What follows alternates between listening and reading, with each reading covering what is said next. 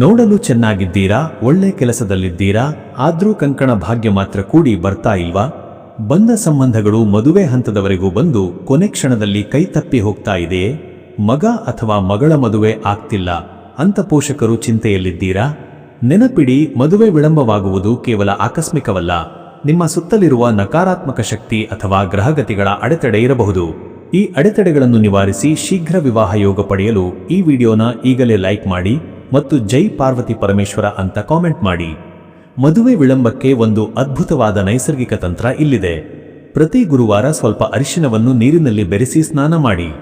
ನಂತರ ಹಳದಿ ಬಣ್ಣದ ಸಿಹಿಯನ್ನು ಹಸುವಿಗೆ ತಿನ್ನಿಸಿ. ಈ ಪುಟ್ಟ ಬದಲಾವಣೆ ನಿಮ್ಮ ಮದುವೆಗೆ ಇರುವ ದೊಡ್ಡ ಅಡೆತಡೆಗಳನ್ನು ನಿವಾರಿಸಿ ಕಂಕಣ ಭಾಗ್ಯ ಒದಗಿ ಬರುವಂತೆ ಮಾಡುತ್ತದೆ.